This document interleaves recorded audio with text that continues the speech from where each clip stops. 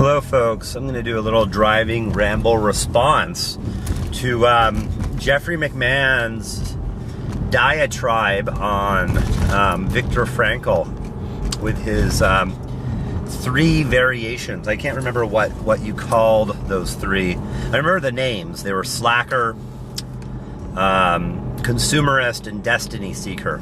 And I assume, I wasn't sure from that, Jeff, whether I clearly slacker wasn't a Frankl term, but I don't know if destiny seeker and probably consumerist wasn't. So those are probably your terms taken from his work. And I thought it was really interesting. It was a really interesting video. And, you know, in a way it reminds me of something that I'd like to do, I've been meaning to do. Maybe I'll get to this week, but I wanted to do a video about Abraham Maslow and his hierarchy of needs, which I think is one of the better, still, even today, 50 years later, it's still one of the better psychological models for how adults can develop, even beyond, it's not just you grow up and you're an adult and that's it, but there are actually levels of concern and consciousness and awareness. And then of course relate that to watch collecting and how watch collectors would fit within the hierarchy of needs, because it really does align in different ways. But I'm trying to remember, I'm gonna check my, it's a quiet road. I feel like I can do this without too much risk here. I was gonna reply to what you said. You know, one of the things that struck me, and I'm just going to riff off it in my own way, but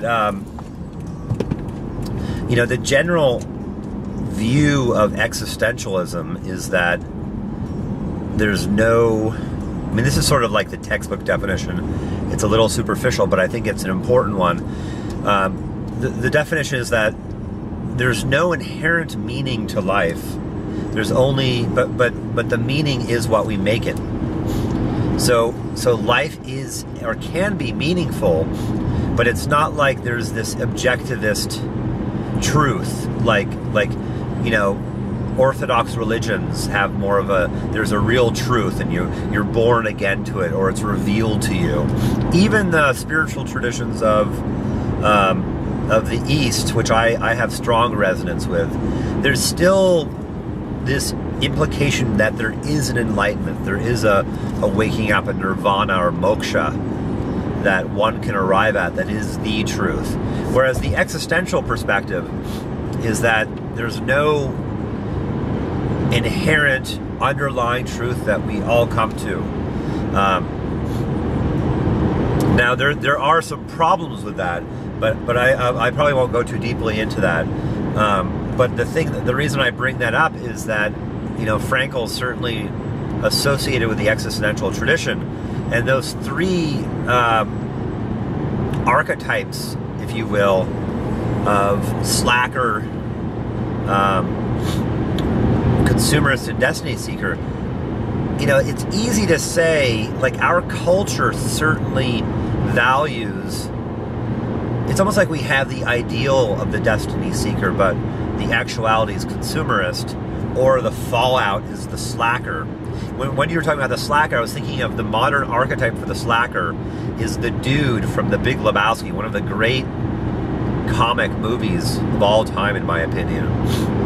The dude is the slacker, and he's totally unrepentant. He's totally okay with being the slacker. He's not like I've been a slacker, and I wanted to talk a little bit of my own biography, but I have a lot of slacker in me, partially because I'm Gen X, and Gen X is the slacker generation, but also just because of my temperament.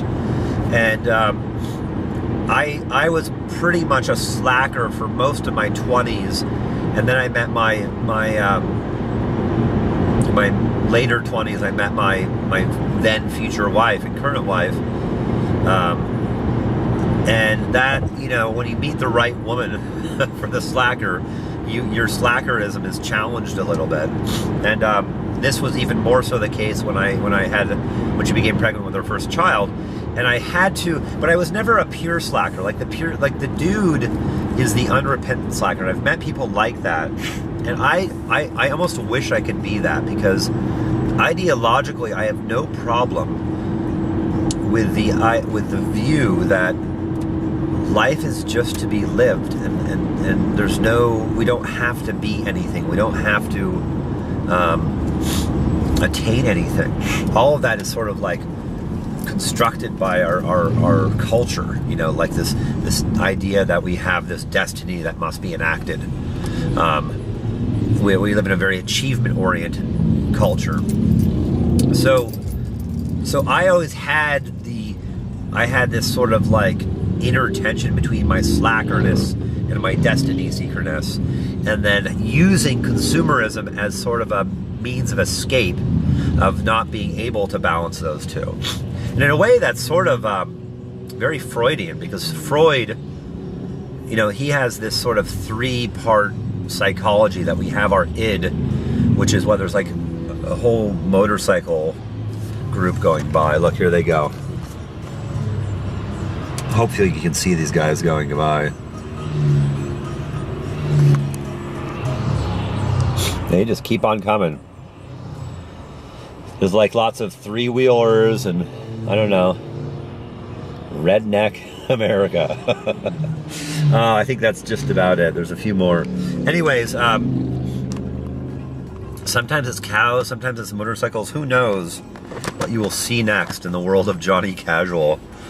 I'm a little bit of I don't really fit in New Hampshire, to be honest. Anyways, so the Freud has his three-part structure of the id, the ego, and the superego. And the id is basically your drives, your passions, like what you want, it's like your lusts. And your superego is your conscience, which is instilled upon you through religion and your parents. And your ego is this balancing factor. Your ego is trying to balance both of those. And that's sort of like the devil and the angel on your shoulder, that whole idea. I think it's a valid perspective. It's got problems to me. It's very reductionistic. It doesn't allow for anything. I don't know. Freud likes to reduce us to sort of our basest nature, and I take issue with that. Having a stronger idealistic streak than him. But regardless, parking.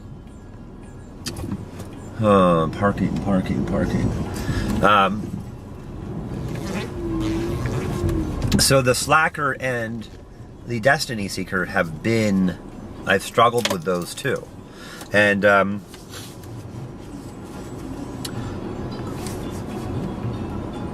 consumerist, and even now, in my early 40s now, I wore those. It's probably always going to be a tension for me, because I can't just be a pure slacker, because there are things that I want to do. There are certain, and I'll actually relate that to James Hillman's idea of the acorn theory, which I highly recommend. Jeff, I think we've talked about this before, but I think it brings an element that's lacking in the more purely existential approach. It brings this element. It's almost like Hillman's theory is basically that we have something akin to an acorn in us. That's like something actually innate to who we are as an individual that seeks to be born and grow into the world, and that our life in a way is about negotiating it with this and trying to, like the more we struggle with it, the more we suffer. Whereas if we're able to really engage with it, it's similar to what Joseph Campbell talks about with following your bliss, that the daemon is your bliss. He uses the term, the Greek word daemon, Hillman does, for this almost sense of being that wants to come through us, that wants to grow. So for me, in a way, that's what's lacking. Because on one hand, I think that these three archetypes that you've taken from Frankl, they're all true. One of them is not, they're all valid and they're all real within itself. Like, there's nothing wrong with being a slacker. I mean, it becomes problematic when you have children. Although you could be a slacker that just gets by. But, you know, our culture tends to be so achievement oriented, so focused on doing, and we forget to just, well, what about, you know, as I mentioned in a previous video, the wealth that is there through really experiencing a sunrise or a sunset, or just through tasting the moment to moments of our life. And the slacker, you could almost say, is somebody who wants to do that but finds himself kind of surrogates, finds surrogates like just little pleasures. And I don't know, I wonder if males veer more towards the slacker than females do. I certainly do more than my wife does, but that's just our dynamic. But you know, and so then there's this destiny seeker, which is really tricky to negotiate or to navigate, because it's hard to really hear the authentic sense of destiny. And this is where I think Hillman's really important, because I think there is an authentic sense of destiny. There is something, I believe, that we are all here as individuals to enact or bring into the world. It doesn't have to be some grandiose vision or social change or whatever. But it's an expression of our own uniqueness. Like, we're all unique individuals. It's quite amazing if you think about that. Every single part of the universe, no matter how small, is truly unique. Even things that are synthesized to be exactly the same, they are still slightly different. Every grain of sand is slightly different. And when you get to the human level, there's more and more differences. Although I would say there's immense pressure to conform. And this is, you know, in the watch world, this is borne out in the sort of orthodox view of watches, where you conform to the traditional approach of horology and don't think for yourself, don't develop your own taste. Why would you possibly want anything other than a ... But I would argue that we embrace our fullest humanity more when we become true individuals. And in a way, the more individual we are, the more it's harder, because you pull away from sort of the safety of our culture, but it's potentially more rewarding because you get to be who you truly are. So that to me would be the authentic destiny seeker. So I would almost say that of your three archetypes, Jeff, there's almost like a healthy and unhealthy version. Or we don't need to pathologize it. We could say there's a mature and immature, right? So the immature slacker is just the dude hanging out. Yeah, man, this is awesome. I'll just get stoned. Or as you like to say, Jeff, eat my Hot Pockets in my bathrobe in my mom's basement. But the more mature slacker is the sage, somebody who is able to really enjoy each moment fully, who doesn't need to attain anything, who can truly be awake and alive now. The immature destiny seeker is the achiever, somebody who is desperately trying to make shit happen, who runs around constantly doing, who can't do the slacker. It's almost like the opposite of the slacker. The person who's desperately seeking meaning in something, so they end up doing all this stuff that ends up being kind of meaningless. But the more mature form of the destiny seeker is the person who can listen to their inner muse, their inner this inner voice, this daemon or this acorn, and really blossom and follow that uniqueness, that individuality. By the way, we're listening to Alice Coltrane, the wife of John Coltrane. And I believe this is Pharoah Sanders playing saxophone. Anyways, now, consumerist, you might think, well, there's only a pathological version of that, right? There's not a higher form of that. I would actually say that's not true. I would say that the more immature version of the consumerist is what our society offers, and so what it runs on. It's the person who buys, who seeks to fill the void with consumer products, who's constantly on the consumer treadmill. And this is what this is really, in a way, one of the great pathologies of our time, at least in the Western world, and particularly in the United States, but actually now in the Eastern world too. my God, the consumerism.